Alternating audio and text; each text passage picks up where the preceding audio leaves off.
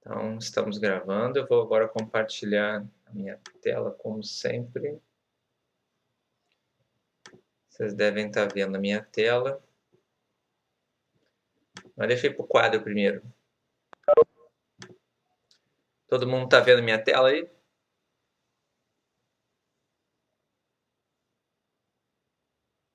Sim? Ok. Só um pequeno comparativo assim, tá? O primeiro teste teve média 5, tá? E as notas foram mais ou menos assim, certo? O primeiro teste. E a gente teve no primeiro teste uma nota 10 aqui, tá? Uma pessoa só gabaritou. Agora, no segundo teste, a média foi 5,5, ok? E as notas foram mais ou menos assim, ok? Sendo que teve menos notas baixas e teve uma pessoa que tirou 10 só, dessa vez. Também, como da outra vez, uma pessoa só gabaritou. Mas a distribuição ficou um pouquinho mais para a direita e a média aumentou meio ponto. E eu esperava que a média subisse um pouquinho mais, mas ainda assim vocês deram uma melhorada em relação à anterior. Então, ao mesmo tempo que eu acho que o meio certo ajuda você a não zerar, porque algum conhecimento você vai conseguir me mostrar ali, também gera algumas dúvidas e faz com que muita gente não gabarite, né? Porque tinha questões parecidas, alternativas parecidas. Mas enfim, feito este comentário, deixa eu ir para o teste. Tá? Vamos lá. Primeira questão do teste. Considere uma urna contendo 4 bolas vermelhas e 6 bolas brancas. 3 bolas são sorteadas, uma de cada vez, com reposição.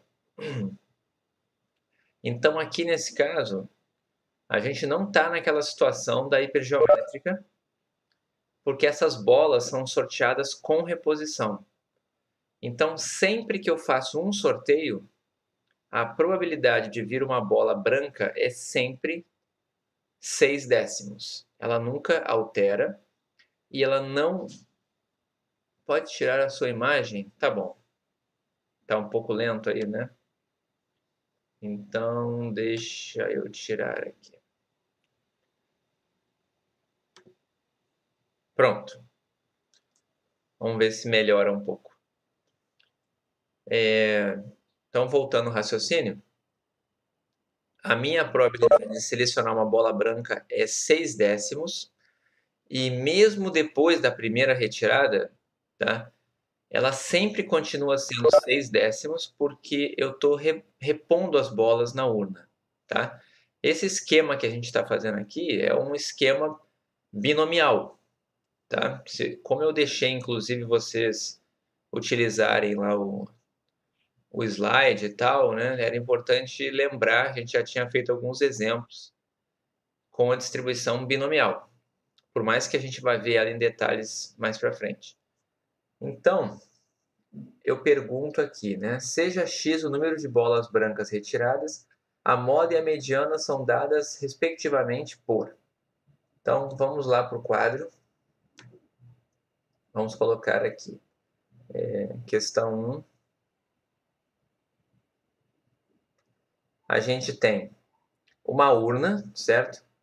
Que tem dentro dela 10 bolas, onde a gente tem brancas 6 e a outra é o que mesmo?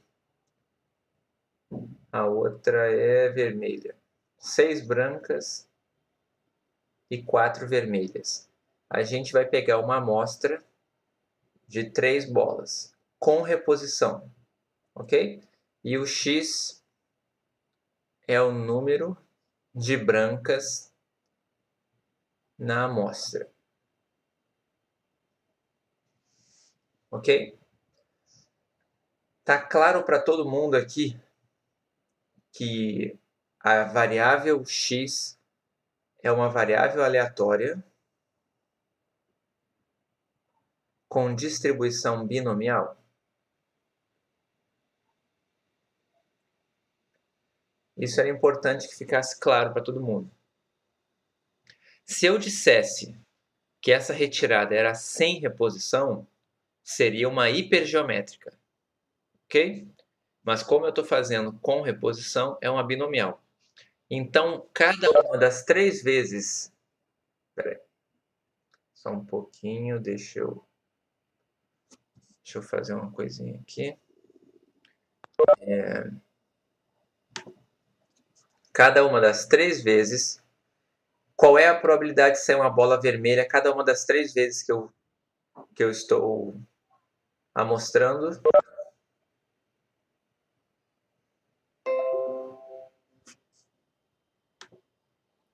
6 décimos, certo? Ou 0,6. Então, é um problema em que eu tenho essas 3 bolas retiradas, cada uma com probabilidade 6 décimos de sair branca. Essas probabilidades se mantêm e as bolas são todas independentes, porque, dado que eu retirei na primeira uma branca, não afeta em nada eu tirar uma branca na segunda ou na terceira. Por isso é um esquema binomial, tá? E aí, eu pedia lá no problema a moda e a mediana. Então, eu preciso encontrar a distribuição de x. Quais são os possíveis valores de x nesse problema?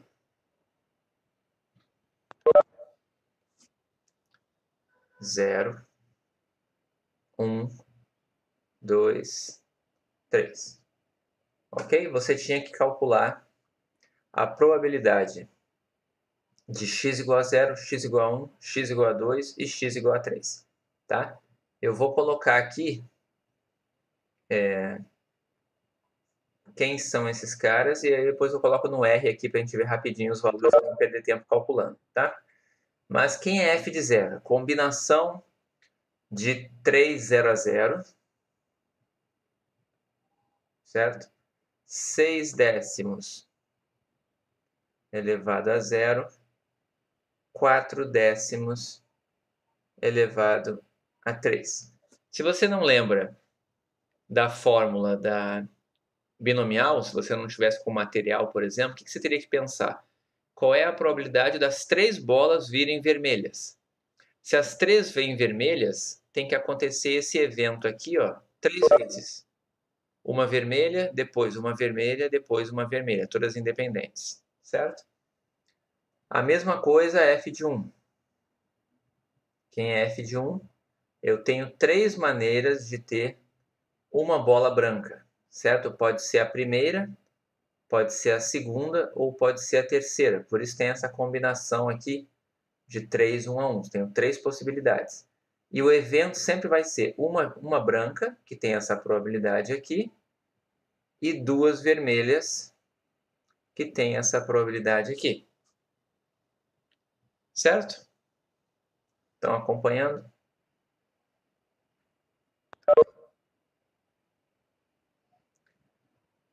Então, faltaria agora só o f de 2 e o f de 3. O f de 3 é o mais fácil, né? Porque a probabilidade de sair 3 brancas só tem uma possibilidade, que tem a ver com isso aqui, combinação de 3 a 3. O evento que tem probabilidade 6 décimos teria que acontecer 3 vezes. E o evento que tem probabilidade 4 décimos, 0 vezes. O f de 2, né? A gente tem 3 maneiras de acontecer 2 brancas. E a probabilidade de sair uma branca nesse caso aconteceria aqui, né? O evento 2 vezes. E a de sair... Não, desculpa. Ah, não, tá certo, é isso mesmo. E de sair uma vermelha apenas uma vez. Certo? Esses números aqui vão dar probabilidades aqui. Deixa eu colocar rapidinho aqui no R. Peraí, mais fácil eu pegar o que está na minha tela aqui, que é mais rápido de abrir. Deixa eu só colocar ele rapidinho.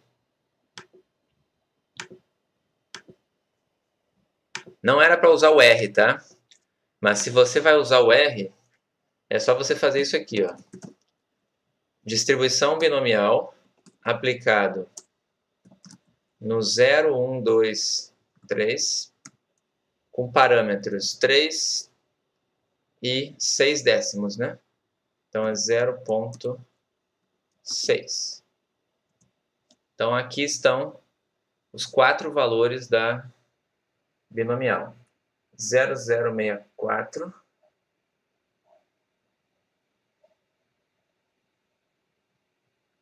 Peraí. Depois 0288.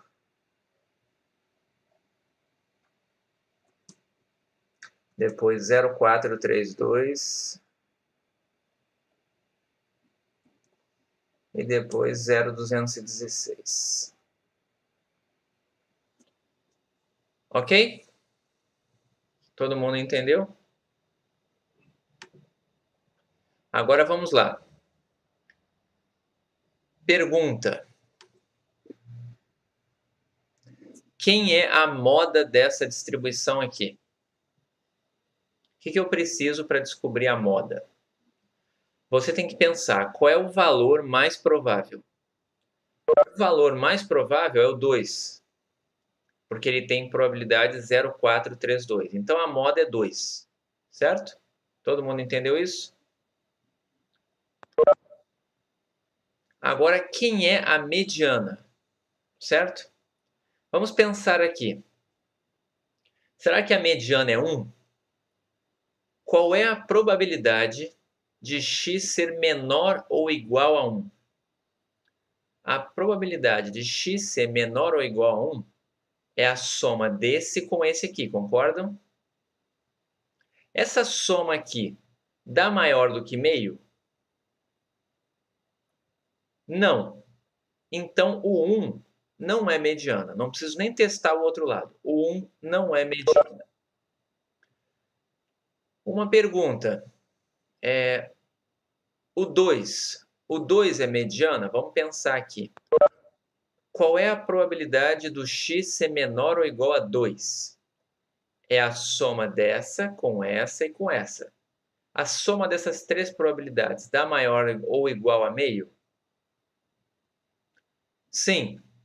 Então atendeu o primeiro lado, mas não é suficiente. Vamos olhar o outro lado agora. A probabilidade de x ser maior ou igual a 2 é maior do que meio ou igual a meio?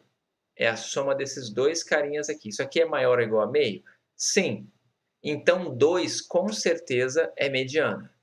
Certo? Agora só faltou a gente ter certeza se alguém entre o 2 e o 3 e o 1 e o 2 são mediana. Certo? Vamos pensar aqui. 1,5. Qualquer número entre 1 e 2. 1,5. Pode ser mediana 1,5? Qual é a probabilidade de x ser menor ou igual a 1,5? Ela vai ser dada por essa probabilidade aqui de novo, esses dois carinhas aqui somados, que é sempre menor do que meio. Não tem nenhum ponto menor do que 2 que acumule meio de probabilidade. Todo mundo enxergou isso? Não tem nenhum ponto abaixo de 2 que acumule meio de probabilidade. Então, não tem ninguém abaixo do 2 que poderia ser mediana. Certo? Por outro lado, vamos pensar alguém maior do que 2. Qualquer ponto acima de 2, 2,1. Qual é a probabilidade de x ser maior ou igual a 2,1? Qual é a probabilidade de x ser maior ou igual a 2,1?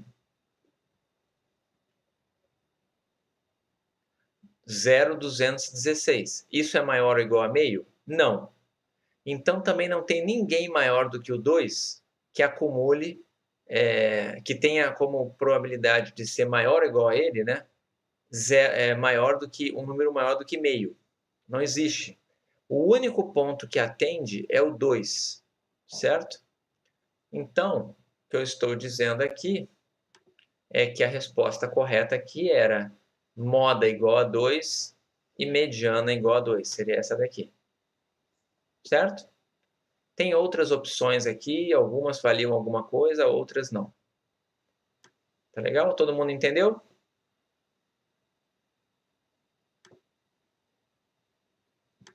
Questão 2. A do rei sádico, né? Vamos lá.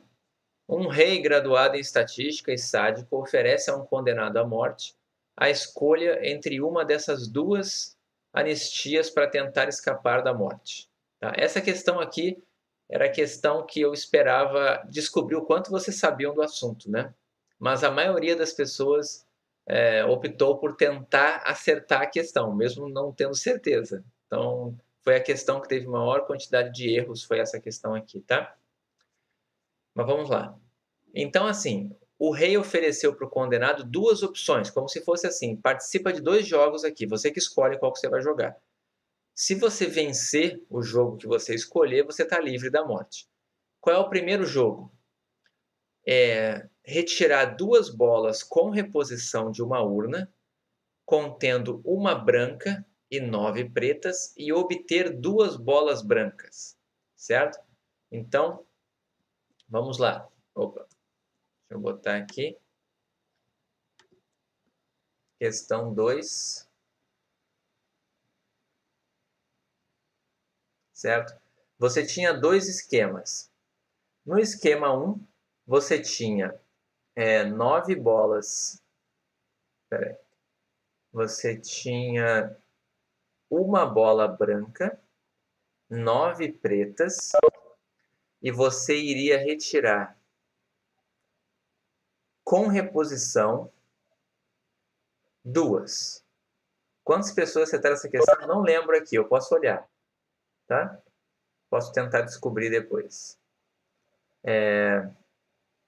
Mas foi a questão que a maior parte das pessoas errou, tá? Então vamos lá. Acontece, Júlio. Você tem essa situação aqui, ó. N igual a 2, eu vou tirar 2 bolas dessa urna aqui. E o que é o X aqui? É o número. Deixa eu confirmar. Número de bolas brancas, né? É o número de brancas na amostra. Vamos lá. Essa retirada ia ser com reposição? Sim, ia ser com reposição.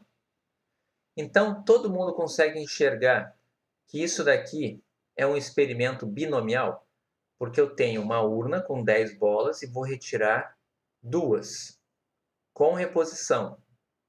Qual é a distribuição de x aqui na primeira opção que o condenado tem? Número de bolas na amostra. É uma binomial o quê?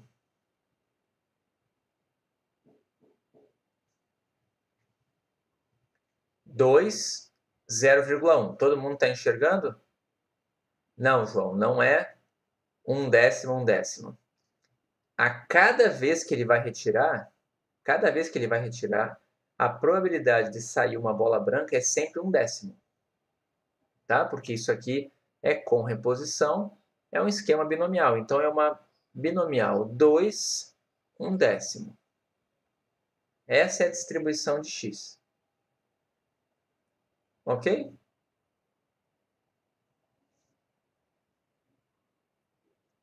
Tá legal aqui?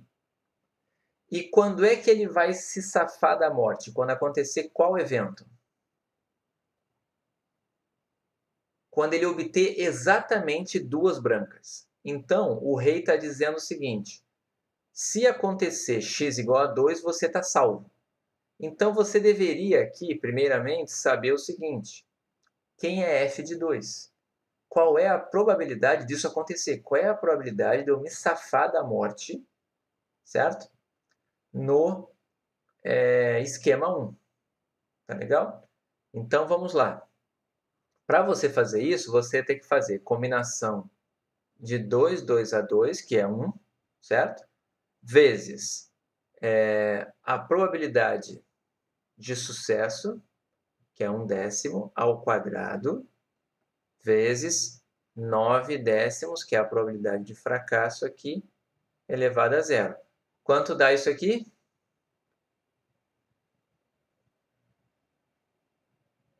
0, não, vamos lá, né? Isso daqui é 1 sobre 10, é 1 sobre 100. Tá? Então, vai dar isso aqui, ó. Ok? Ou seja, ele tem 1% de chance de se salvar no esquema 1. Tá feia a coisa, né? Tá legal? Deixa eu só confirmar aqui se é isso mesmo, né? Ele tem que tirar 2 e se obter 2 brancas, ele tá salvo. Tá. Agora a outra. O segundo esquema,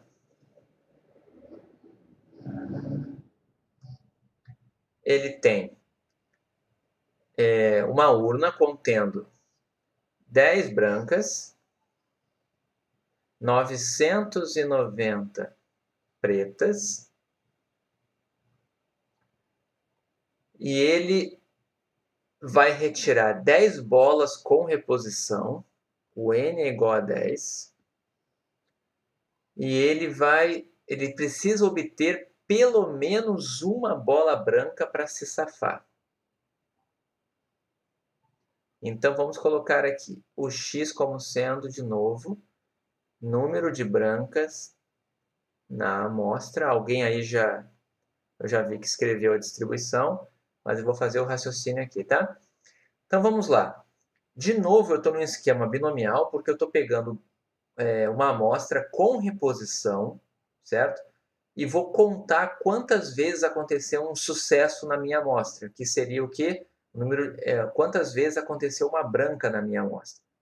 Então, eu tenho, nesse esquema aqui, eu tenho que x é binomial, certo? Qual é o tamanho da amostra? 10. Qual é a probabilidade de sair uma bola branca na minha amostra? É 10 sobre 1000. Todo mundo está vendo? Que é 10 sobre o total de bolas. 10 sobre 1000 é a probabilidade de sucesso, de sair uma bola branca. Então, isso daqui, na verdade, ao invés de ser 0,10 como na outra, nesse caso aqui é 10 sobre 1000. É 1 centésimo. Certo? Mas, de novo, vamos calcular a probabilidade dele se safar nesse esquema aqui.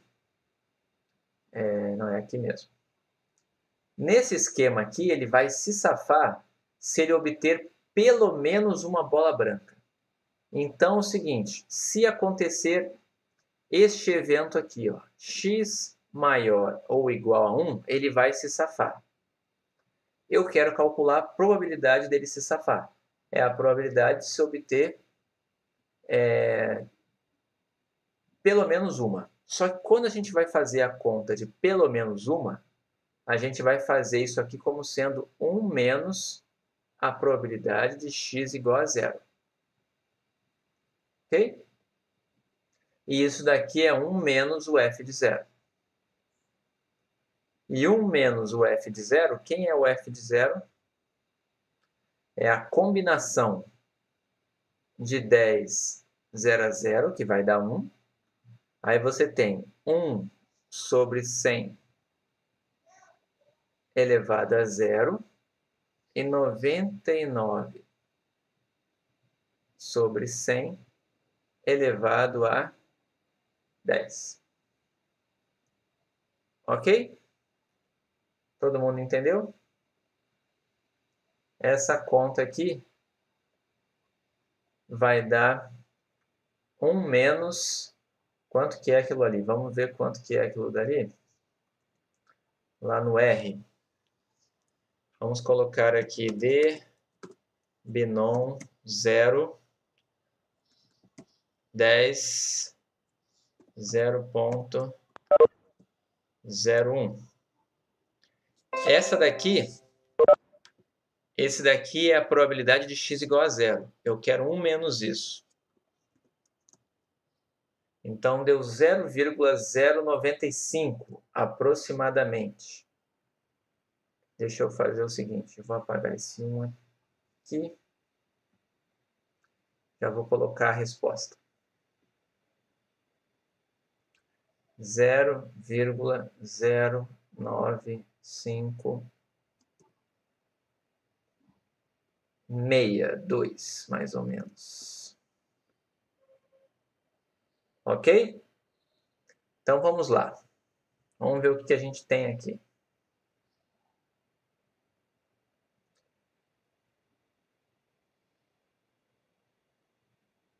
Deixa eu ver. A resposta está como sendo o caso 1?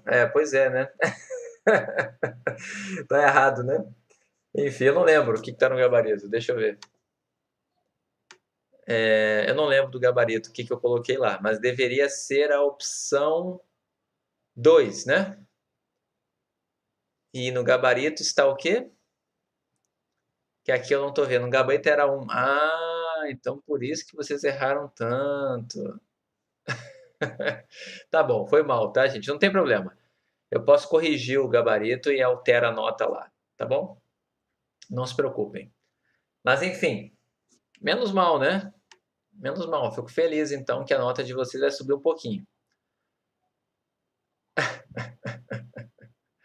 Então tá. Bom,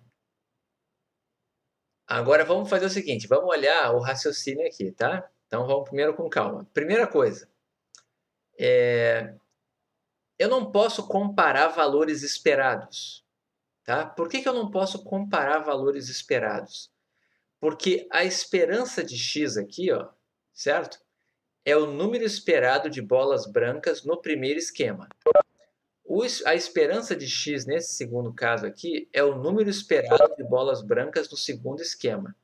Mas o número esperado de bolas brancas não afeta em nada a chance do cara se salvar ou não, porque o rei não disse isso para ele. O rei apenas falou que ele vai se salvar se acontecer uma situação específica, certo? Então, a única maneira dele se salvar era acontecer um desses dois eventos aqui. Ele precisa, a gente comentou isso uma vez na aula, né? Quando você tem que tomar uma decisão e você tem uma perda do tipo, se você tomar a decisão correta, isso, perfeito, Thiago, é exatamente isso, Thiago. Se você tem que tomar uma decisão onde, se você acertar, você não tem perda, e se você errar, você tem uma perda. Não interessa errar por pouco ou errar por muito. Você precisa acertar. Você é obrigado a chutar na moda. Você tem que chutar no valor mais provável. Então, essa é uma decisão em que ele tem um evento que tem probabilidade 001 de acontecer e um evento que tem probabilidade 009 de acontecer. Esse evento aqui é 9 vezes. Ele tem 9 vezes a probabilidade desse aqui, certo? Então, se ele optar pelo esquema 2, ele tem muito mais chance de se salvar. Ele tem que optar pelo esquema 2. Okay? Então, aqui, ó, eu coloquei algumas opções para tentar catar pontos de vocês aqui, né? Ele deve escolher a opção 2, tá? Mas eu coloquei aqui. Se você não soubesse fazer a conta, pelo menos deveria saber que tem que escolher a mais provável, ok? Que você teria que calcular a probabilidade de eventos e escolher a mais provável. Se você não soubesse disso, pelo menos saber que usava binomial. Ganhava 1/10 aqui, tá?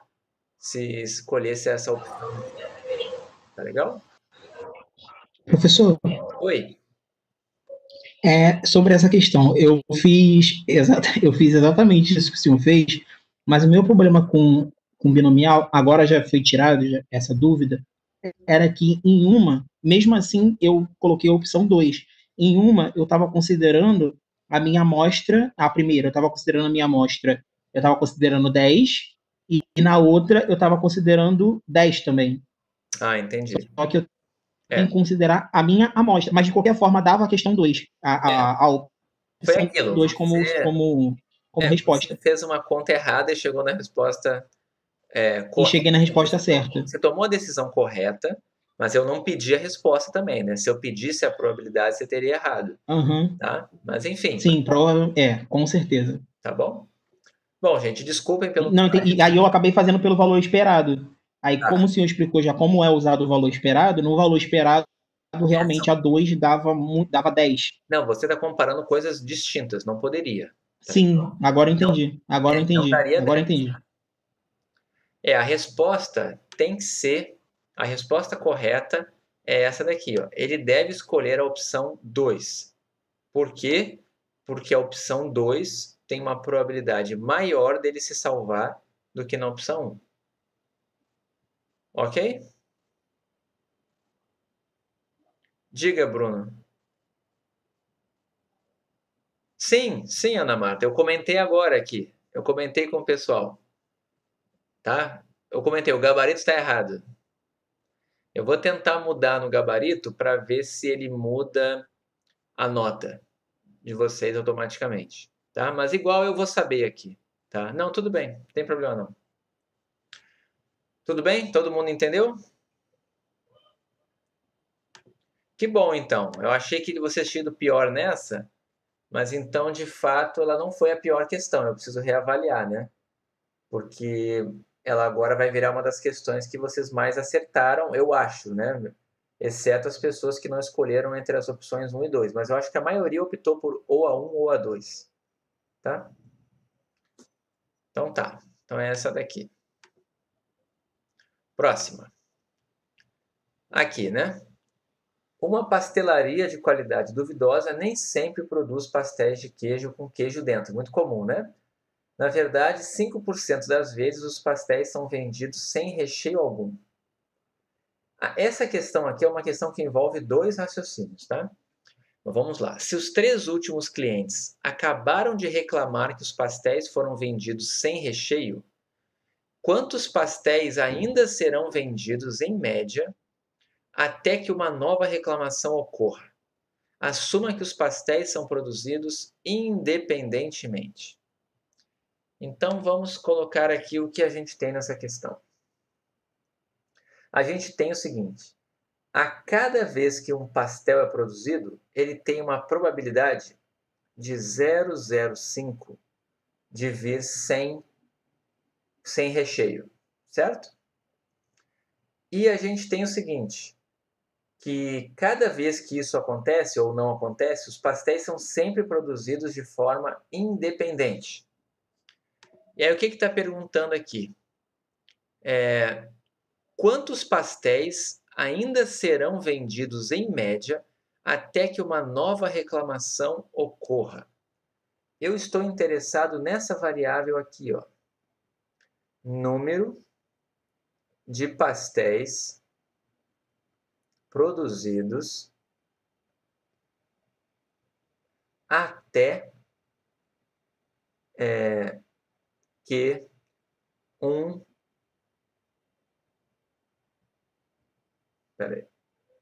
seja produzido sem recheio.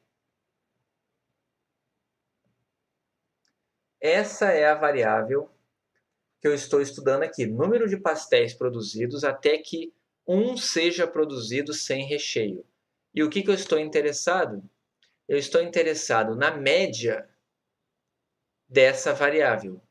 Pastéis, né, que vão ser vendidos, no caso, que são os que eu estou produzindo, até que uma nova reclamação ocorra. O que é uma nova reclamação acontecer? É aparecer um pastel sem recheio. Tá? Mas tem uma informação adicional aqui. Ó. Se os 3 últimos clientes acabaram de reclamar que os pastéis foram vendidos sem recheio. Vamos pensar aqui. Esqueçam essa informação aqui primeiro. Vamos esquecer essa informação e pensar somente nessa variável que eu acabei de criar. Número de pastéis vendidos ou produzidos até que se venda um com problema, um sem recheio. Que distribuição tem a variável aleatória x aqui? Pelo que a gente aprendeu até agora no curso. Peraí, alguém escreveu algum comentário aqui que eu não consegui ver? Deixa eu olhar. Tá, muito bem, João. É isso mesmo. Eu já vou comentar o que você falou. Então vamos lá. O x aqui vai ter uma distribuição geométrica com parâmetro 0,05. O que quer dizer isso? Quer dizer que existe um evento, tá? Isso, muito bem. É um evento que tem probabilidade de sucesso, que no caso é uma coisa ruim, mas é um sucesso. Não vira o recheio, seria o meu sucesso. Tem probabilidade 0,05. E eu vou repetir isso, né, x vezes. Quantas vezes eu tenho que fazer isso até aparecer o primeiro sem recheio? É a definição de uma distribuição geométrica, tá? O x aqui tem distribuição geométrica. Agora o seguinte, o que a gente sabe da geométrica, né? A geométrica não tem memória. Então, se você calcular probabilidade de x ser alguma coisa, dado que x já foi outra coisa, não importa, não vai afetar. A gente fez essa conta em sala de aula, tá? Então, na geométrica, essa informação que está aqui em azul, que eu marquei aqui, não influencia, porque é independente. Não me interessa quantos pastéis foram produzidos com defeito anteriormente ou exatamente a venda anterior. Nada disso afeta, porque os pastéis são independentes. Então, só me interessa daqui para frente. Então, a pergunta simples é, eu quero a média. Quantos pastéis ainda serão vendidos, em média, até que uma nova reclamação ocorra? Então, o que eu estou pedindo aqui, pura e simplesmente, é quem é esperança de x. Ok? Porque não me interessa a informação anterior, tem a falta de memória. E a gente já fez essa conta no quadro de duas formas diferentes. Tem, inclusive, acho que no slide, com certeza eu fiz em sala 2 vezes. E já usei isso algumas vezes. Isso aqui dá 1 sobre P. Isso aqui dá 1 sobre 0,05, né? Que dá 20. Ok? Eu não vou fazer a conta de novo, mas lá nas nossas aulas a gente tinha feito isso. Então, era algo que eu já estava comentando em sala, tá? Então, no fim das contas aqui, é 20. Aí tinha essas opções aqui. Era essa daqui a resposta. Todo mundo entendeu o raciocínio? Então tá. Vamos lá, essa daqui. Jogam-se duas moedas. A primeira moeda dá cara com probabilidade 0,6 e a segunda com probabilidade 0,7. Suponha que os resultados das moedas sejam independentes e que x seja igual ao número total de caras que saem.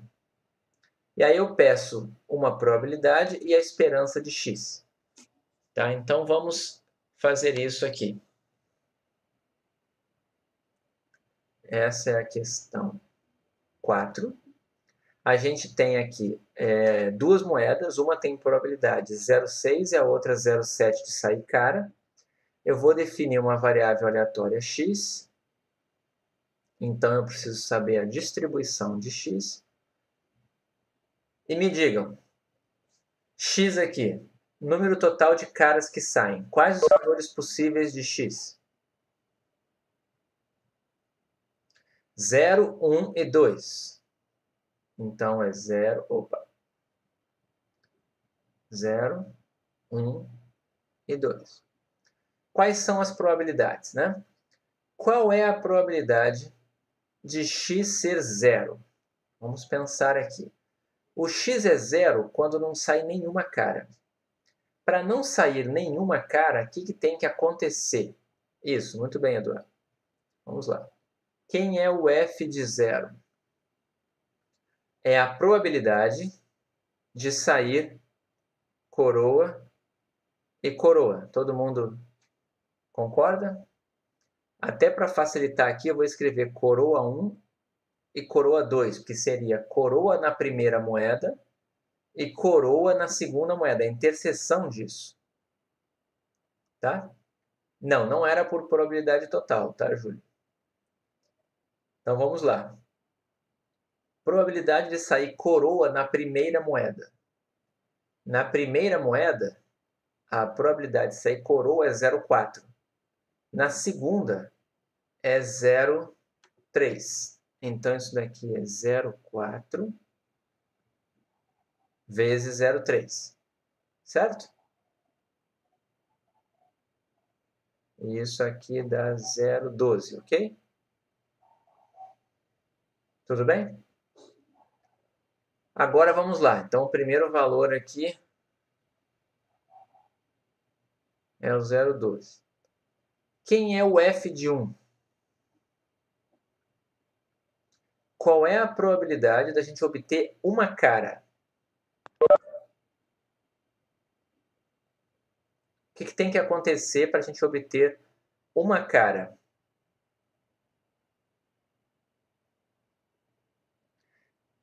Não é só simplesmente cara, né? Você tem que pensar em duas possibilidades.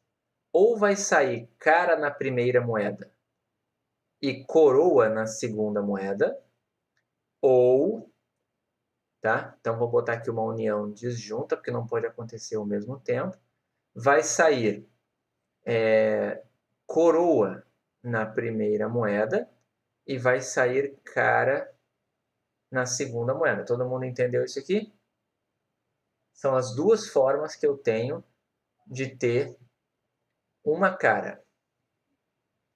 E como eu tenho essa união é disjunta, porque eu não posso ter esses dois eventos acontecendo ao mesmo tempo, vai ficar a probabilidade desse mais a probabilidade desse. Vamos pensar no primeiro. Qual é a probabilidade de acontecer isso aqui no primeiro? Probabilidade de sair cara na primeira moeda é 0,6. De sair coroa na segunda é 0,3. Mais probabilidade de sair coroa na primeira, 0,4. E de sair cara na segunda, 0,7. Quanto que dá isso aqui?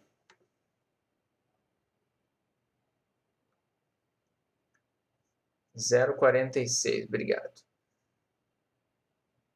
Tá? Então, vamos subir aqui. Isso aqui é 0,46. Eu já posso fazer por diferença aqui quanto vale o f de 2, tá? Mas só vou colocar o raciocínio aqui. F de 2. Quando é que eu vou ter duas caras? Quando sair cara na primeira e cara na segunda. Ok? Isso, obrigado, Eduardo. E isso vai dar 0,6 vezes 0,7, que é 0,42, certo? Então, vamos subir aqui e colocar 0,42. Ok? Todo mundo entendeu o que eu fiz? Agora vamos lá, né? O que pedia? Probabilidade de x igual a 1 e esperança de x. Qual é a probabilidade de x igual a 1? Vamos olhar lá. 0,46. Então, ou é essa alternativa aqui, ou é essa alternativa aqui. É uma das duas. Certo? O que eu preciso fazer, então? Eu preciso calcular a esperança de x. Tá? Como é que calcula a esperança de x? Vai ser 0 vezes esse, mais 1 vezes esse, mais 2 vezes esse. Todo mundo entendeu isso? Então, quanto que vai dar isso, né? Só botar aqui, ele vai dar o 0,42, não, 0,46 mais 2 vezes 0,42. 1,3. Então, se você fizer a esperança aqui, tá? Você vai obter Vamos botar aqui embaixo. Esperança de x vai ser 0 vezes o f de 0, mais 1 f de 1, mais 2 f de 2, e isso vai dar 1,3. Então, a alternativa correta é essa daqui. Tá. Quase errou, mas acertou?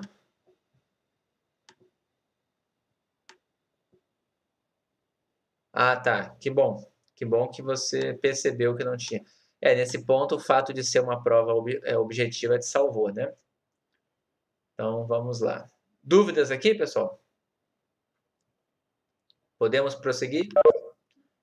Tá? É muito importante, pessoal. Se vocês estão tendo alguma dúvida, perguntem, tá? Porque a gente vai avançar. Tá legal? Então, por favor, perguntem. O importante aqui, por enquanto, está sendo só aprender. Quer dizer, sempre foi, né? Mas nesse ponto eu não estou avaliando vocês, então vamos participar. Aqui, né? Função geradora de momentos. Tá? Pode ser que alguém, só de olhar para cá, tenha identificado que distribuição é essa.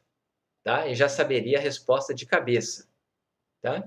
Que é o que vocês vão ter ao longo da vida. Tá? Mas nesse momento do curso é difícil vocês saberem isso. Eu não sei se vocês estão lembrados, eu vou comentar aqui, vou aproveitar. Essa é a questão 5, né? Quando a gente tem x sendo exponencial lambda, tá? O que significa isso? Significa que f de x é igual a lambda, esp de menos lambda x para x maior do que zero e zero caso contrário. Certo? Quando você tem isso daqui, a função geradora de momentos, eu fiz ela no quadro. Eu acredito que eu devo ter feito ela com vocês em algum momento. Se eu não fiz exatamente essa, eu fiz uma parecida com essa. Mas o que importa é que a função geradora de momentos, ela dá lambda sobre lambda menos t para t menor que lambda. Não sei se vocês lembram de ter aparecido isso aqui em algum momento, mas eu fiz uma conta assim com vocês, tá? É uma distribuição exponencial. Se você identifica essa cara aqui, ó, olhem para cá. Vocês estão vendo que é a mesma cara, só que com lambda igual a 3? Todo mundo está enxergando? É a mesma cara que está aqui, só que com lambda igual a 3. Então, quando você está mais avançado em probabilidade, tá? Você vai olhar para cá e vai se dar conta. Ah, é uma exponencial 3. Então, eu já sei esperança e variância dela. Esperança é 1/3 e variância é 1/9. Você já iria marcar direto aqui, ó.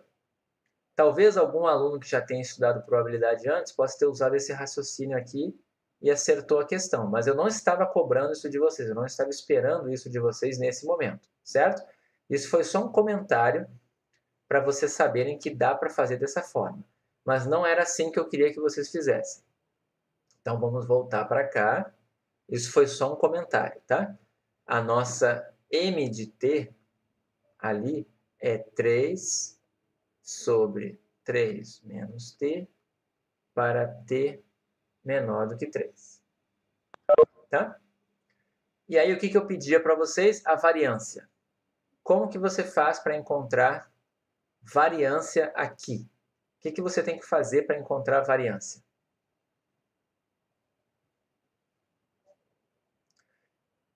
Deriva 2 vezes igual a zero. Vamos lá. Eu não derivo 2 vezes igual a zero, né?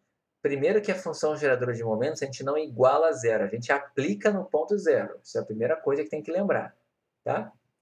A segunda coisa que tem que lembrar, que é a mais importante aqui, é que não é só encontrar o segundo momento. A gente tem que achar o primeiro momento, o segundo momento e depois faz segundo momento menos o primeiro ao quadrado. Certo? Então a primeira coisa que a gente tem que fazer aqui é encontrar o primeiro momento, ou seja, esperança de x. tá? Isso, exatamente, Júlio, muito bem. Então, o que eu vou fazer? O primeiro momento nada mais é do que a primeira derivada, certo? Da função geradora de momentos aplicada no ponto zero. Isso é a esperança de x. A gente viu essa propriedade. Tudo bem até aqui, pessoal? Então, vamos lá. Eu vou derivar aquilo de lá, tá? Então, eu vou fazer o seguinte. Eu vou sempre escrever desse jeito aqui, né? Ela é 3 menos t elevado a menos 1, tá? Eu vou escrever ela desse jeito, que é mais fácil para mim aqui, tá? Então, vai ser 3, e depois é 3 menos t elevado a menos 1. A derivada vai ficar menos 1, 3 menos t menos 2, vezes a derivada do que está ali dentro, que é a regra da cadeia, que é menos 1, e isso tudo aplicado em t igual a zero. Então, vamos lá. O sinal aqui, né? Vai dar negativo com negativo dá positivo, então isso aqui vai ficar 3. E aqui, 3 menos t ao quadrado, só que embaixo, né? Quando eu faço t igual a zero, vai ficar exatamente 3 sobre 3 ao quadrado. Todo mundo entendeu? Espera aí que veio a propaganda aqui, mas tudo bem. 3 sobre 3 ao quadrado, e isso daqui dá exatamente 1/3. Que eu já tinha dito para vocês que ia dar, porque eu sei que é uma exponencial 3 tem média 1/3. Ok até aqui? Então vamos lá. Esse foi o primeiro momento. Mas eu quero encontrar também a variância, então eu vou precisar do segundo momento. E aí, para isso, eu preciso derivar 2 vezes e aplicar no zero. Então, eu preciso derivar essa expressão aqui, ó. Certo? Mais uma vez. Então, isso aqui vai ficar 3 vezes menos 2, né? Porque isso aqui vai descer o menos 2 ali. Aí vai ficar 3 menos t elevado a menos 3 vezes menos 1 aplicado no t igual a zero. Só arrumar esse carinha aqui que ficou horrível. T igual a zero. Todo mundo entendeu o que eu fiz aqui? Estou derivando apenas, tá? Vou botar em tela cheia aqui, para ter menos coisa na tela. Tá? Então, isso aqui vai ficar, né? 2 vezes 3, 6, com um sinal positivo. Então, isso aqui vai ficar 6 sobre... Aqui, né? Quando eu faço t igual a zero, vai ficar 3 ao cubo. 3 ao cubo. E aí, quanto que dá isso aqui? Isso aqui é 6 sobre 27. Quanto que é 6 sobre 27?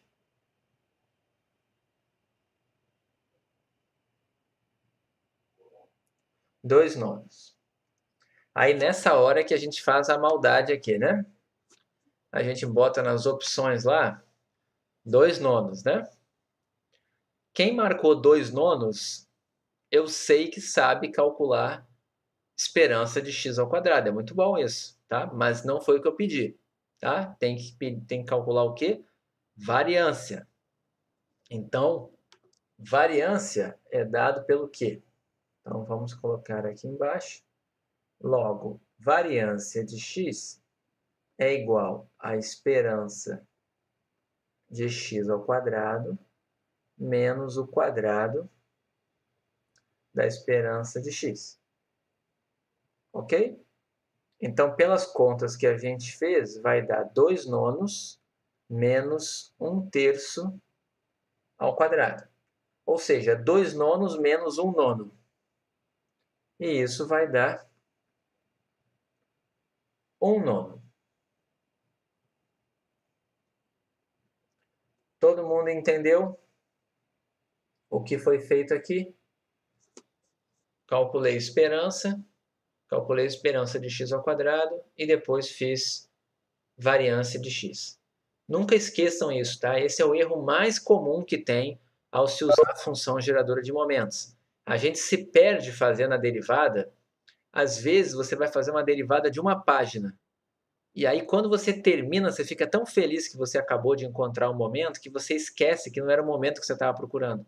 Você estava procurando variância, por exemplo. Tá? Então, muito cuidado quando usam isso aqui, tá? Mas essa é uma aplicação de função geradora de momentos. Ok? Todo mundo entendeu? Então a resposta aqui é 1/9. Vamos lá, faltam 3 questões ainda. Essa daqui é muito boa. Essa aqui também via se você tinha entendido o conceito de distribuição uniforme, né? E se você sabia calcular esperança de x e se você sabia também encontrar uma constante, tá? E eu dei várias opções aqui, também tinha algumas que valiam ponto, valia meio certo, tá? Mas vamos lá. Imagina que você tem uma uniforme no intervalo menos alfa, alfa. E alfa é maior do que zero. Então vamos olhar para lá o que a gente tem. Essa é a 6. Você tem que x tem distribuição uniforme no intervalo menos alfa, alfa, e alfa é maior do que zero. Ou seja, pode ser uma uniforme menos 1, 1, pode ser uma uniforme menos 3, 3, uma uniforme menos 50, 50. Tem várias uniformes que poderiam atender isso aqui. Tá? E aí a pergunta que eu faço é, dá para saber a esperança de x e também saber quem é o alfa? Certo? Então, assim, intuitivamente, pode ser que você tenha tentado pensar ali e chegou a alguma conclusão, pode ter acertado, como pode ter errado também. Mas eu recomendo que você tente fazer para ver o que acontece. Tá? Então, por exemplo, quem é a densidade de x? Quem é a densidade de x? Não é 1, né?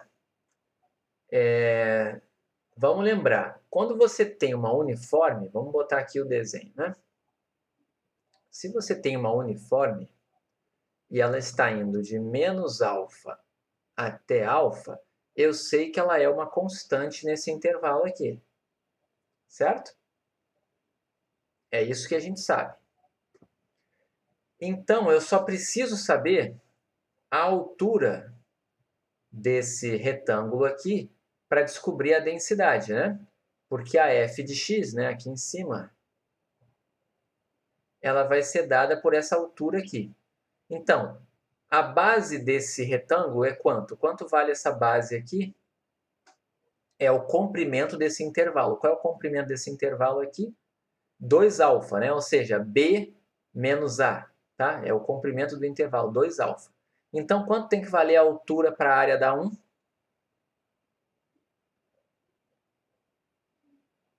1 sobre 2α, certo? Para menos alfa menor que x menor que alfa e zero caso contrário, se você não usar função indicador, é assim que é a densidade.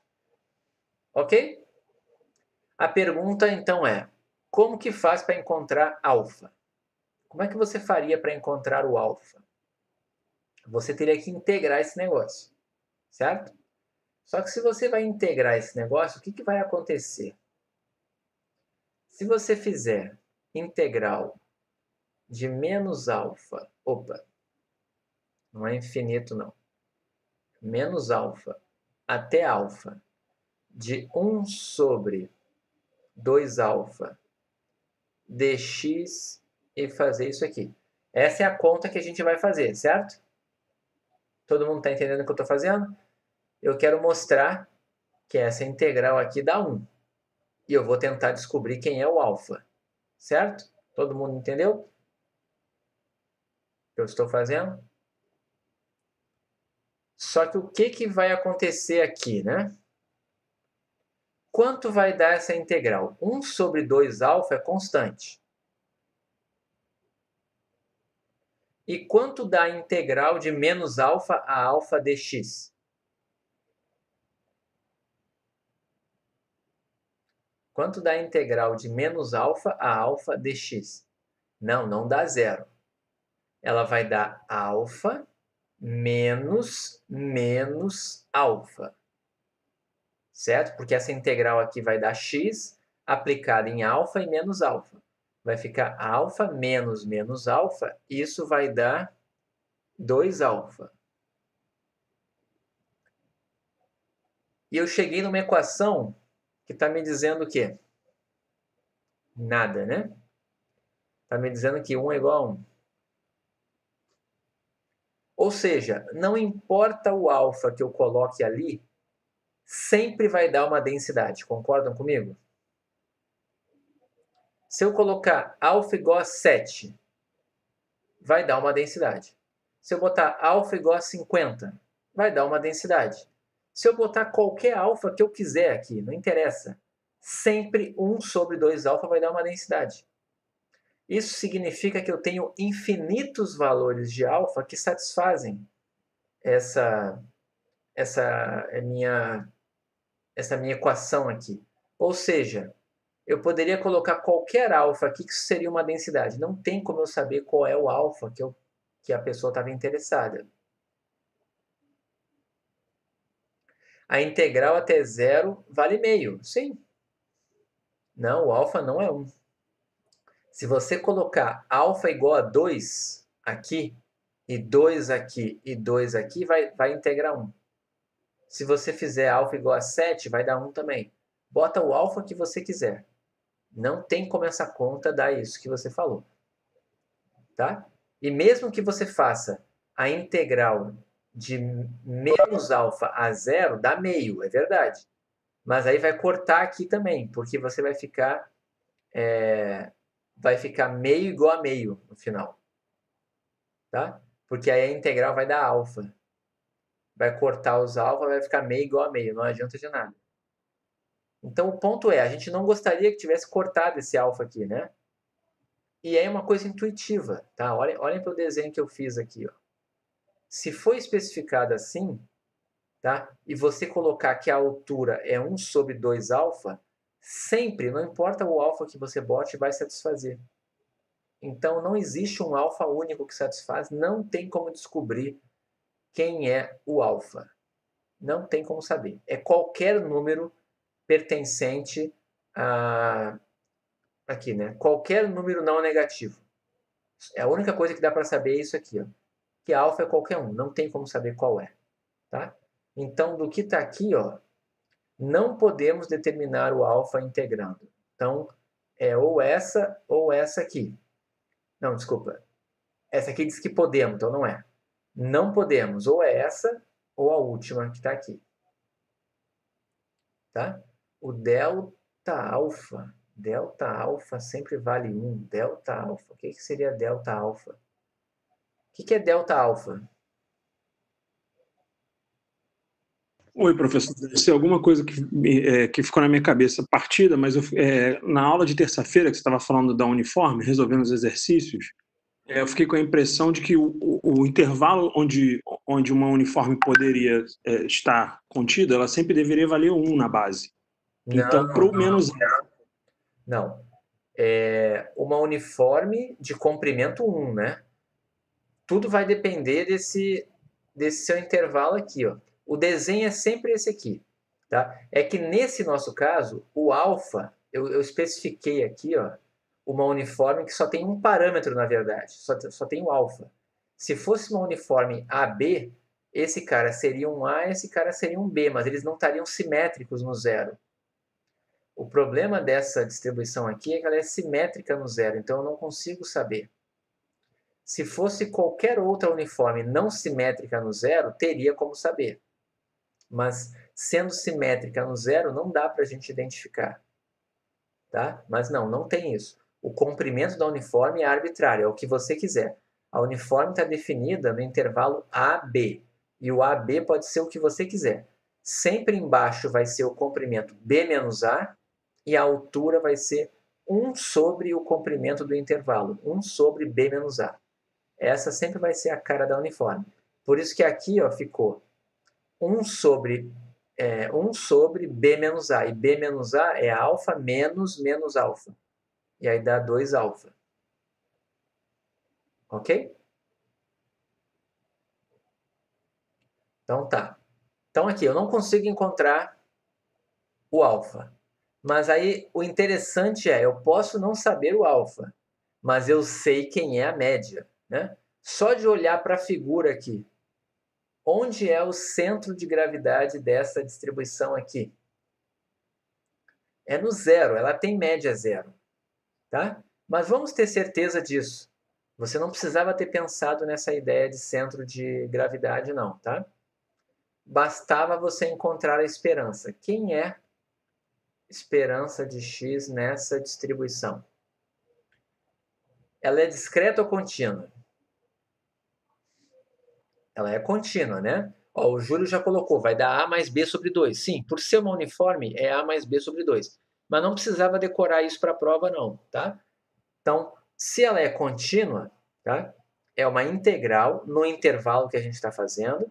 Então, vai ser integral de menos alfa até alfa de x f de x dx. Todo mundo concorda com isso? Na verdade, aqui deveria ser, até vou botar mais genérica aqui. A rigor é assim.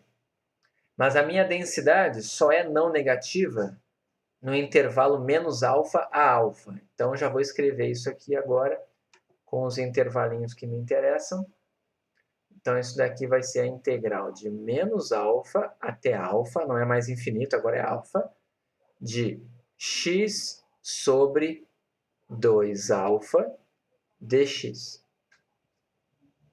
Todo mundo entendeu o que eu fiz aqui? Esse x aqui veio daqui, e a f de x é 1 sobre 2 alfa nesse intervalo aqui, e zero caso contrário. Então, de menos infinito a menos alfa e de alfa a mais infinito, zerou a integral. Ok? Todo mundo entendeu isso? Então, vamos continuar aqui. O que vai acontecer aqui? O 1 sobre 2 alfa sai da conta. E ali vai ficar integral de x dx, que é x ao quadrado sobre 2, aplicado em alfa e menos alfa. Agora, vamos lá. Quando você aplicar isso aqui em alfa, né, vai ficar alfa ao quadrado sobre 2. Menos. Quando você aplicar em menos alfa, o que vai dar isso aqui? Alfa ao quadrado sobre 2. Então, vai ficar o quê? Vai ficar 1 sobre 2 alfa, que multiplica alfa ao quadrado sobre 2, menos alfa ao quadrado sobre 2. E isso aqui dá zero, porque esses carinhas aqui agora vão cortar. Então, ela pode até não, eu posso até não saber quem é o alfa, mas a média, com certeza, é zero. Todo mundo entendeu? Então, aqui, ó, o valor esperado de x é zero. E não podemos determinar o valor de alfa. Essa é a alternativa correta. Todo mundo entendeu o que foi feito aqui?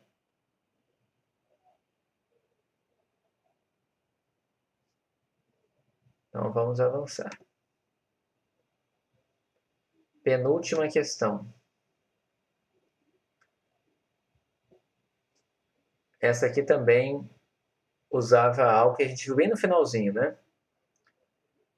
Em média, 15 acidentes graves acontecem por mês em uma determinada rodovia. Vamos pensar aqui, né? O que essa informação está me dando? Está me dando uma média, certo? Média de quem aqui? O número de acidentes graves que acontecem numa rodovia. Pode ver que a gente está interessado nesse problema aqui em número de acidentes graves. Então, antes de mais nada, eu já vou definir uma variável aqui que eu já sei que eu vou usar.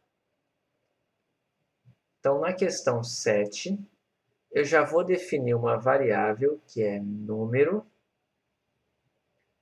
de acidentes graves na rodovia. Certo? Quem é a esperança de X? 15. Isso, muito bem, Eduardo. Todo mundo entendeu até aqui? Essa é a primeira frase do problema, eu coloquei aqui. Ok? Vamos lá. O governador do estado pretende alocar uma ambulância no posto policial existente na rodovia para atender os feridos. Entretanto, se o número de acidentes graves for superior a 50 no mês... outra coisa, né? 15 acidentes graves acontecem por mês, né? Então, isso aqui é número de acidentes graves por mês, tá? Na rodovia. Então é o seguinte, se o número de acidentes graves for superior a 50 no mês, uma ambulância não vai conseguir atender todos os chamados. E o governador quer saber qual o valor máximo para qual probabilidade? Probabilidade desse cenário pessimista ocorrer. Qual é o cenário pessimista acontecer aqui? Quem é o cenário?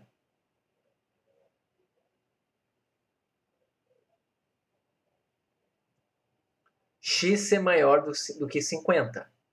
Okay? Esse é o cenário ruim. Tá? As ambulâncias não atenderem, exatamente. Todo mundo respondeu certo aí. Então, ele quer saber o seguinte, essa probabilidade aqui, ó, ele quer saber, só que é o seguinte, ele quer saber qual é o valor máximo dessa probabilidade. Na verdade, ele quer saber o valor da probabilidade, né? Só que não tem como a gente saber o valor exato dessa probabilidade. Por quê?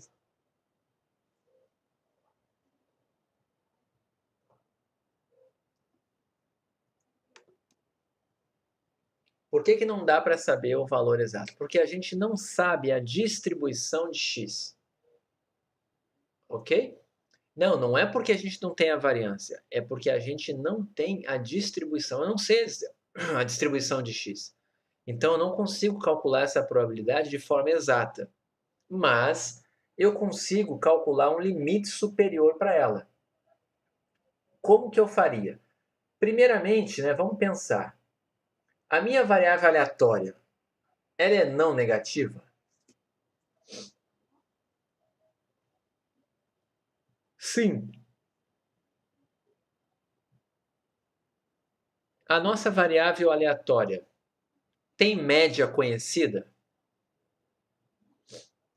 Sim. A média é 15. Então eu posso usar Markov para calcular a probabilidade de eventos extremos. Eu posso calcular Markov e encontrar um limite superior. Vamos usar Markov, então. Para usar Markov, lembra que eu comentei, acho que na última aula, Markov foi feita para eventos desse tipo aqui, ou o que eu tenho que fazer aqui?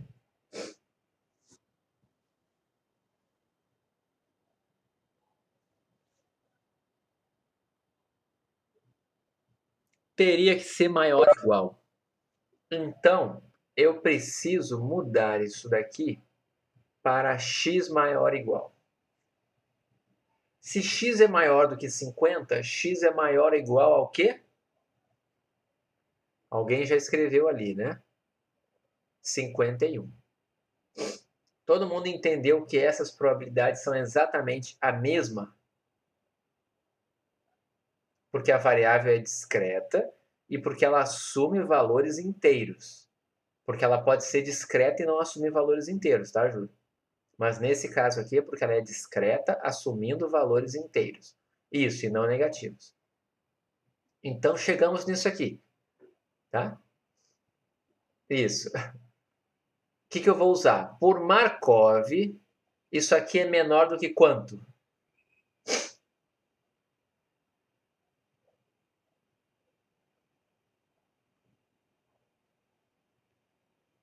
Eu vou escrever primeiro assim para a gente lembrar, tá?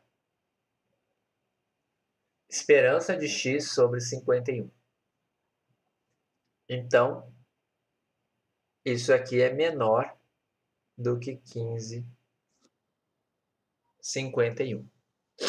Só de curiosidade, quanto é isso? O que vocês acham? Se vocês falassem isso aí para o governador, ó, a probabilidade máxima para esse valor aí é 0,30, 0,29. Aí o governador pergunta para você, mas e aí, eu coloco ou não coloco a ambulância? O que você ia falar para ele?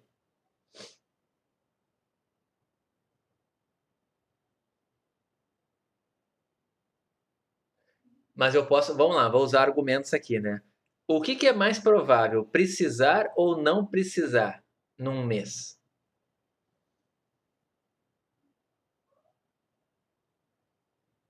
O mais provável é não precisar, certo?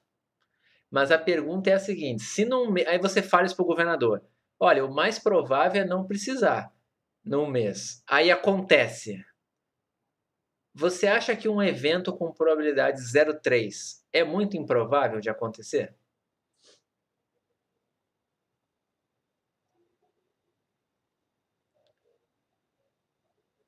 Ele é bem provável, né? Olha só, joga um dado. A probabilidade de sair 6, se alguém fizesse na sua frente, ó, eu vou jogar um dado e vai sair 6. Chama a Globo, chama os jornalistas que eu vou filmar, que eu vou jogar um dado e vai sair a face 6. É um evento raro isso? Não, né? Acontece toda hora. Qual é a probabilidade de sair a face 6 num dado?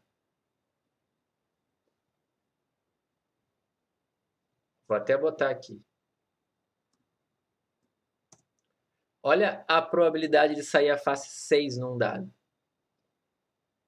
0,16. Não acontece toda hora quando você está jogando? A gente está falando aqui de um evento que tem quase o dobro de chance disso acontecer. Num mês pode ser que não aconteça. Mas imagina ao longo de um ano. Quantas vezes será que vai acontecer isso? Sabe quantas vezes seria esperado que isso acontecesse num ano? Seria 12 vezes isso. Ó, em média, você ia precisar isso, tá? Você ia precisar dessa ambulância extra em 3,5 meses. Em média, tá? É aquilo. Eu diria para o cara para colocar a segunda ambulância, porque eu acho muito alta. Essa é a probabilidade verdadeira? Não, não é a probabilidade verdadeira, mas é um limite superior para ela. É como se você dissesse assim, deve ser menor que 0,29, mas eu não sei quanto. Todo mundo entendeu? Então vamos ver as opções aqui, né? Vejam que tinha opções aqui maldosas, né? Porque tinha aqui o 15 sobre 50, tinha aqui o 15 sobre 49, tinha aqui um parecido com Chebyshev, enfim.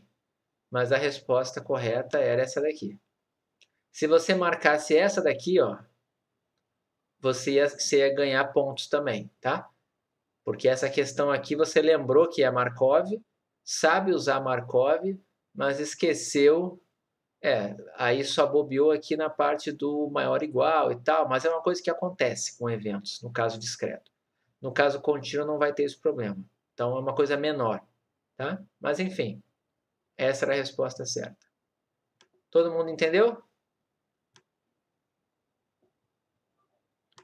Então, vamos para a próxima página. Essa aqui é muito boa também. Essa questão, a maioria das pessoas errou essa questão. Espero ter colocado certo no gabarito, né? Mas vamos lá. É uma questão de propriedades. tá? Então, vamos pensar aqui. Ó. X é uma variável aleatória com variância finita v de x. E B é uma constante. Quanto vale o desvio de Bx? Tá? Então, vamos fazer aqui. E para todo mundo já enxergar de cara, tá? Eu vou fazer 2 exemplos aqui, que aí todo mundo vai enxergar de cara. X é variável aleatória e ela tem uma variância de x finita, certo? A variância existe. E eu vou escolher uma constante B, tá? Qual é a restrição que eu tenho para a constante B? Ela tem que ser maior do que 1? Ela tem que ser positiva? Foi dito alguma coisa?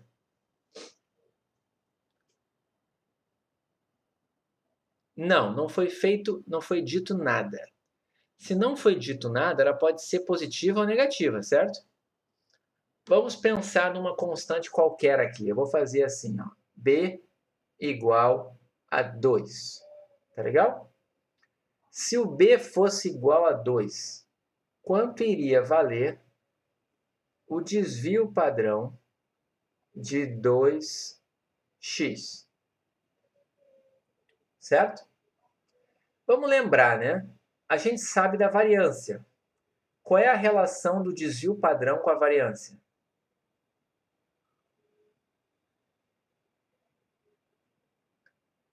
O desvio padrão, ele é a raiz quadrada da variância. Todo mundo concorda com essa igualdade que eu coloquei aqui?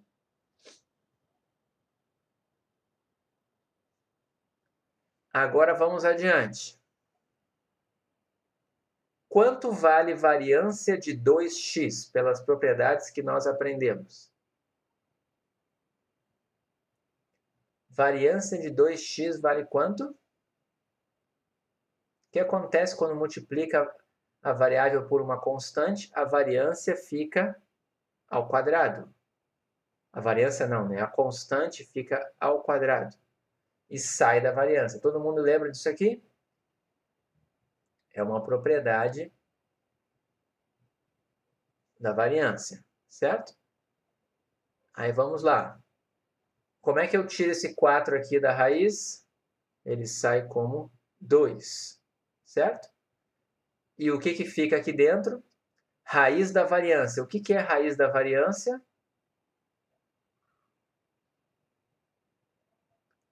Desvio de x, certo? Só que eu fiz isso aqui para uma constante positiva. O que acontece se eu fizer b igual a menos 2? Vamos fazer o mesmo raciocínio com uma constante negativa. Então, eu tenho quem é o desvio de menos 2x? Vamos fazer todo o raciocínio. Isso aqui é a mesma coisa que a raiz quadrada de variância de menos 2x. Concordam? Agora vamos lá. Quando eu tenho isso que está aqui dentro, quanto que vai valer essa variância de menos 2x?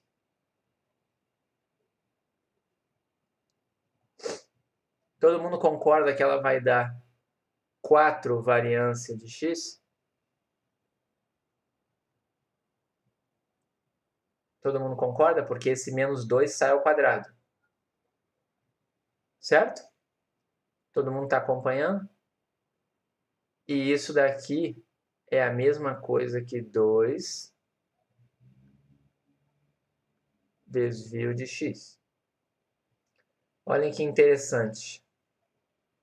Nós chegamos na mesma resposta colocando uma constante positiva ou negativa.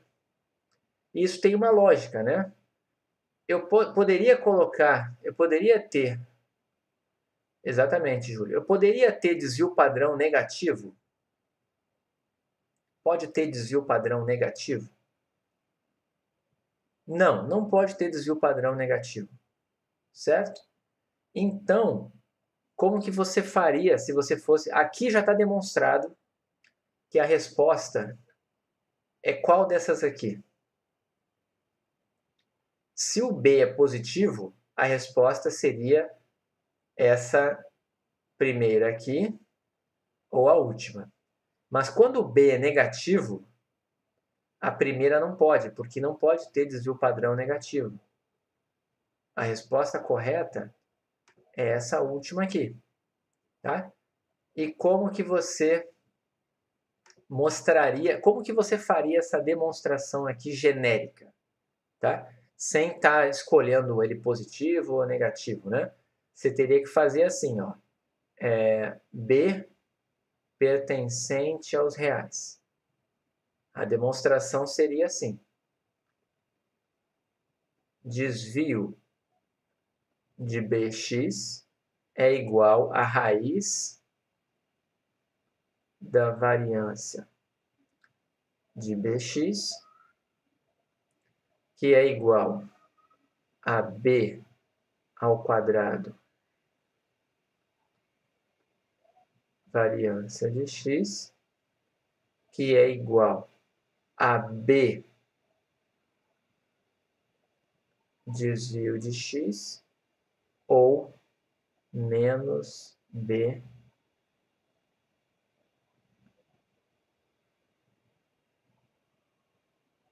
desvio de x, se B não é igual a zero, se B menor ou igual a zero, certo? Todo mundo entendeu aqui? E isso é a mesma coisa que escrever módulo de B, desvio de x, para B pertencente aos reais. Essa seria a demonstração que você teria que fazer genérica, tá? Não pode esquecer isso, né? O B ao quadrado, quando você tira a raiz, vai depender se ele era positivo ou negativo. Se ele era positivo, raiz quadrada de B é B. Se ele era negativo, é menos B. Tá legal? Tá bom? Todo mundo entendeu? Módulo de B é a alternativa correta aqui. Então, assim, essa é uma propriedade que não costuma ser ensinada, tá?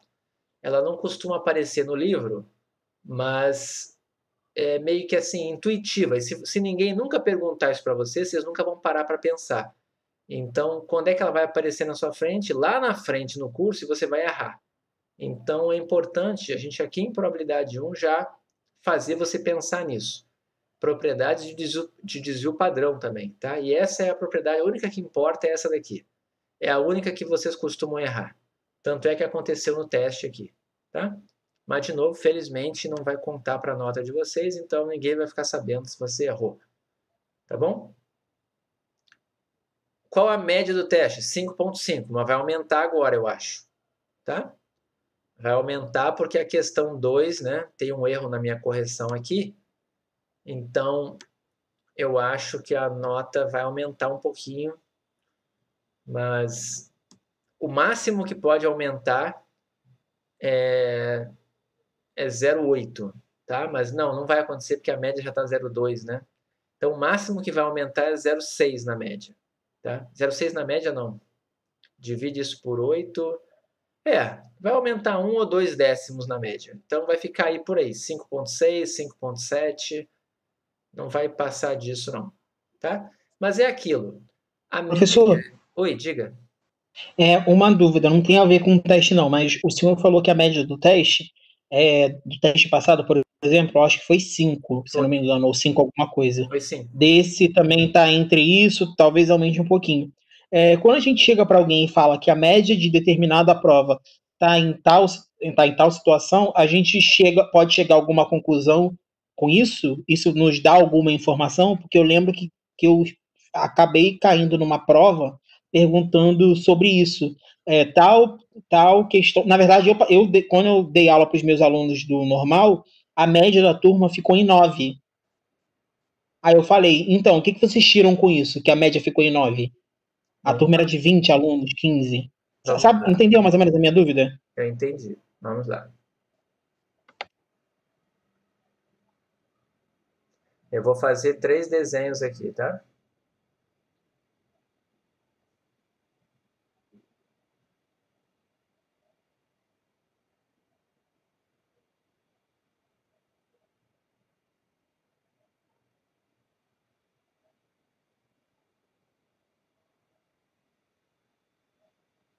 Olhem para cá.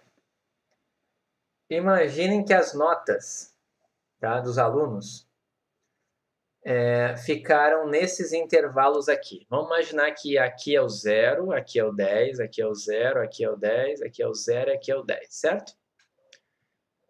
Eu só sei a média. Eu tenho 3 situações aqui. Qual dessas turmas foi muito mal na prova? A do meio. Todo mundo tá vendo? A do meio. Por quê? Porque como eu tenho uma distribuição assimétrica à direita, a média é puxada para cima. Mas onde é que está a mediana? Está aqui. Onde é que está a moda? Está aqui. Isso aqui é o típico caso de poucas pessoas foram bem e puxaram a média para cima. Então, uma média 5 nesse contexto aqui, ó, é horrível. Certo? Uma média assim em notas quer dizer que as pessoas não foram bem na prova. Apenas algumas pessoas. Por outro lado, quando você tem isso daqui, ó, você tem o quê? Você tem que a maioria das pessoas foi bem na prova, mas algumas pessoas foram tão mal, né, que a média puxou para baixo e foi em 5. Esse cenário aqui é um cenário bem melhor. É um cenário que a maioria dos alunos seria aprovado na ENSE, por exemplo, porque a média é 5. Certo? Esse aqui seria quase todo mundo passando, esse aqui seria ninguém passando, e esse aqui seria metade das pessoas passando, né? Lembrando, isso aqui também não é muito bom, porque a média está 5. Metade da turma, se você pensar que 5 é a nota para aprovação, metade da turma está abaixo disso, tá? Então, assim, o nosso primeiro teste teve essa cara aqui, ó. Certo? Exatamente essa cara aqui, ó. Exata. Ela era perfeitamente simétrica. No 5, variando de 0 a 10. Ok? Espera aí, alguém comentou alguma coisa da ENSE aqui que eu não peguei. Queria estudar nessa ENSE hoje. Onde a média é 5. Tá bom. Mas vamos lá. Geralmente, nessas disciplinas, tá? E eu digo isso pela minha experiência de probabilidade 1 e probabilidade 2. Geralmente, a média, tá? Quando eu dou a disciplina, geralmente a média é por volta de entre 5 e 5,5 nos testes. Tá? Só que o que acontece? Isso nos testes ao longo da disciplina, mas não é uma distribuição desse jeito aqui, ó, tá? Ela costuma variar um pouco mais, tá? E às vezes ela vem mais assim, às vezes vem mais assim. Não é muito comum acontecer isso daqui, tá? Mas quando chega mais lá para o final, na prova final, por exemplo, a prova não costuma ter média 5, tá? Acaba que muitas pessoas que tinham tirado menos de 5 acabam melhorando a nota, tá? Então, em geral, fica mais alto. Mas também, por outro lado, como muitas pessoas que tinham notas boas não fazem a prova final, isso também puxa para baixo, sabe? Mas se eu estivesse analisando o mesmo conjunto de pessoas que estava abaixo da média, também tem isso. Quem tirou muito abaixo também desiste antes do final. Aí tem vários fatores que influenciam, né? Mas respondendo a sua pergunta, Júlio, só com a média não tem como ter certeza se a turma foi bem ou não, entendeu? Se a média foi 5, tá? Não tem como.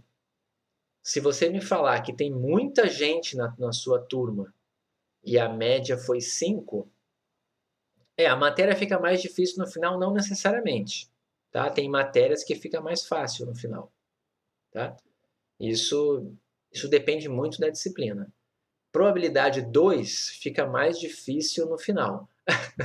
O Juliano perguntou exatamente, né? E nessa disciplina que fica, o que acontece? A segunda parte da prova, ela é mais assim do tipo pegou ou não pegou, sabe? É muita coisa de aplicação. Você vai olhar e vai ver, ah, isso é uma binomial, ah, isso é uma geométrica, isso é uma gama, isso é uma beta, isso é uma... você começa a identificar as distribuições. Então, o que que eu acho que começa a acontecer no final, tá? Começa a aparecer muitas notas altas no final, tá? Então, para as pessoas que estão conseguindo acompanhar bem a matéria, o final fica mais fácil. Mas se você está tendo muita dificuldade agora, o final pode parecer mais difícil, mas é porque você vai precisar primeiro sanar suas dúvidas da primeira vai, entendeu? Então, o que eu estou dizendo é que a distribuição não vai ficar com essa cara aqui no final. No final, ela vai ficar com uma cara, costuma ficar com uma cara mais ou menos assim, ó.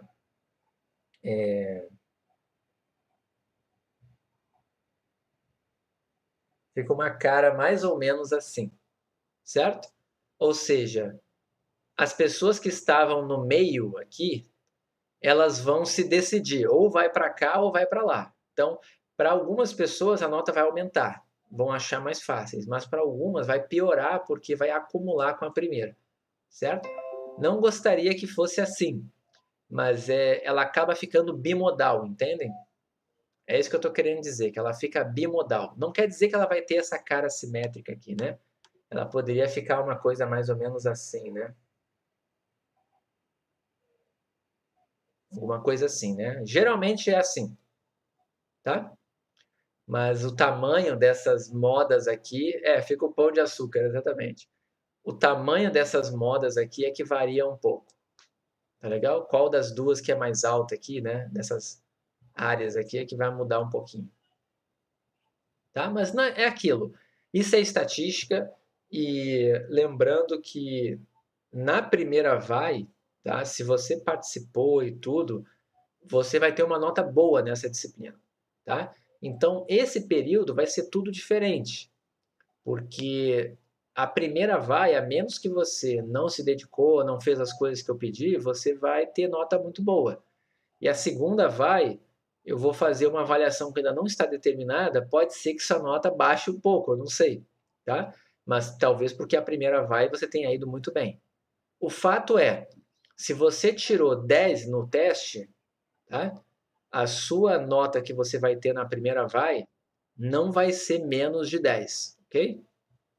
Isso eu garanto para você. Quem tirou 10 aí não vai ficar com menos de 10. Eu não vou cometer essa injustiça com você, tá? E por outro lado, né, se você foi muito mal no teste, você já sabe que a sua primeira vai, você foi, vamos dizer assim, não vou dizer carregado, né, mas você teve essa oportunidade de continuar no curso com boas chances ainda de ser aprovado, tá? Então, assim, vai depender muito da sua dedicação. Se você está vendo que a nota da primeira vai sair em breve. Deve sair semana que vem, eu acho. Eu devo lançar a nota da primeira vai, se não um pouco mais, porque eu estou com muitas disciplinas e estou perdendo um tempinho para me organizar aqui. Mas assim que sair a nota da primeira vai, eu quero que você faça uma análise, uma autoanálise sua, tá? Que seria o quê? Pensa assim, quanto você tirou nos testes efetivamente e quanto você ficou de primeira vai. Esse déficit que você vai ter ali, tá? É uma evidência do quanto você vai precisar estudar na segunda vai. Porque você vai precisar, de alguma forma, melhorar a parte que você não sabe para conseguir acompanhar o final do curso, tá? Então, pensem nisso e pensem como uma oportunidade que vocês estão tendo nesse momento, tá? Alguém tem alguma dúvida sobre alguma questão do teste ou algum conteúdo até esse momento que a gente está trabalhando aqui? Essa questão de... Até agora, quais foram as distribuições que a gente viu assim com mais detalhe, né? Foram basicamente a binomial, a geométrica e a uniforme, no caso contínuo. Apareceu o exponencial? Apareceu, mas a gente sempre fez a conta com ela, então não é tão problemático. Mas geralmente as que eu meio que usei muito a intuição com vocês foi a geométrica, a binomial e a uniforme. Tá? Isso vai aumentar. Agora, na segunda vão... a hipergeométrica também, é verdade. Mas eu sempre meio que fiz o raciocínio de novo na hipergeométrica, né? Sempre ficava demonstrando a fórmula de novo. Mas é verdade, a hipergeométrica também. É porque vão aparecer novas distribuições a partir de agora. E quanto mais distribuições você souber a intuição delas, melhor você vai nessa segunda tá? Então, no caso discreto, ainda vai aparecer a binomial negativa, tá? A binomial negativa é um pouco mais chata, mas ela vai aparecer também. E no caso, vai aparecer a Bernoulli, que vai ser bem intuitiva, que é uma binomial. E no caso contínuo, vão aparecer mais distribuições. Então a gente vai ter que falar da normal, a gente vai ter que falar da exponencial, da gama, da beta. Esqueci uma muito importante discreta, que é a Poisson, tá? A gente vai falar da Poisson também. Então, vocês no final do curso têm que ter muito claro, mas muito claro mesmo, qual é cada distribuição, não em termos assim de decorar, entendem? Mas saber o que representa a variável aleatória x em cada uma dessas distribuições e saber compará-las para saber quando é uma e quando... São quantas as outras? Mais de 10? Deixa eu ver se eu tenho uma imagem aqui. Deixa eu ver aqui se eu tenho uma imagem que poderia responder essa tua pergunta aí. Deixa eu ver se ela está aqui. Deixa eu ver se essa daqui tem. É uma boa pergunta. Não está aqui. Relações entre distribuições. Deixa eu ver se eu tenho aqui. Espera aí. Eu tenho isso em algum lugar aqui, então eu vou colocar no Google aqui rapidinho. Tá, eu vou sair aqui do...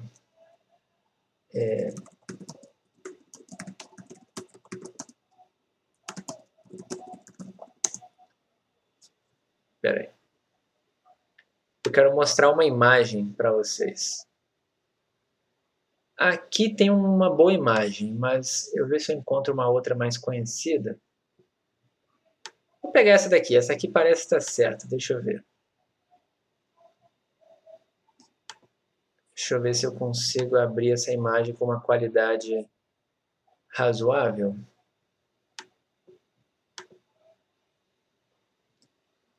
Eu não vou conseguir.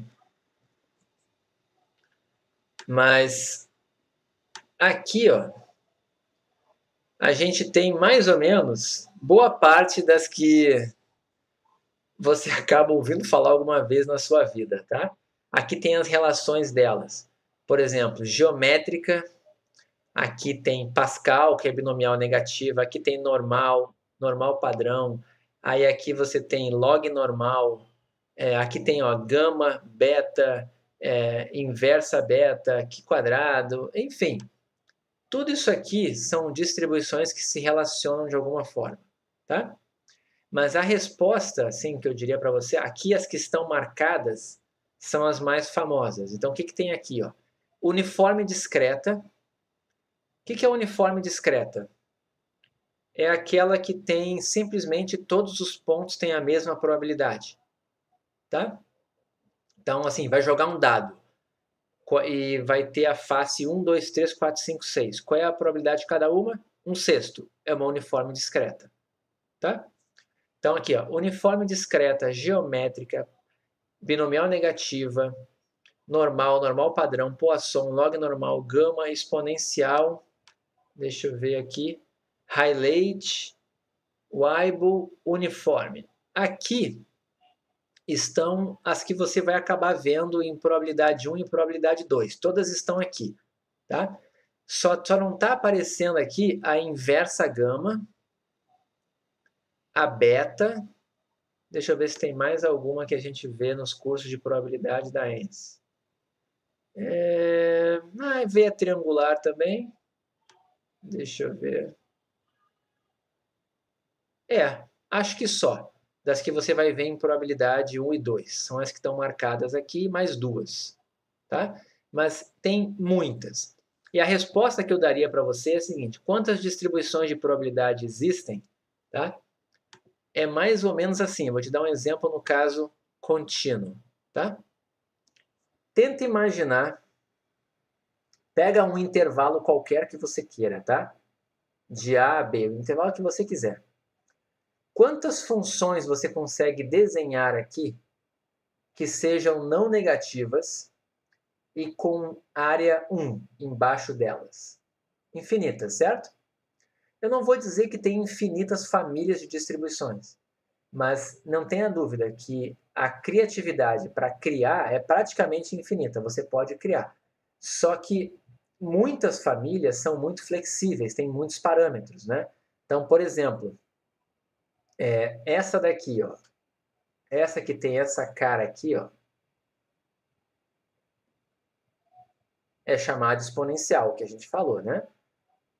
Ela vai englobar, variando esse lambda aqui, todas as densidades possíveis que têm decaimento exponencial e que começam no zero. Certo? Qualquer uma que tenha decaimento exponencial e comece no zero vai estar englobada aqui. Então, quantas exponenciais existem? Infinitas. Então, alguém já colocou um parâmetro lambda aqui, um parâmetro lambda aqui, que já modela essa cara aqui. Certo? Mas aí alguém fez algo mais flexível. Colocou um outro termo aqui. Multiplicou ali por x elevado a outro parâmetro. Por exemplo, beta menos 1. E colocou isso daqui multiplicado aqui. Tá? Quando o cara fez isso, ele flexibilizou a distribuição dele para, além de fazer isso aqui, também fazer isso aqui, fazer isso aqui, fazer isso aqui. E aí ele criou a família de distribuições gama. Então, o grande macete não é você criar uma nova distribuição, é você criar uma nova família de distribuições.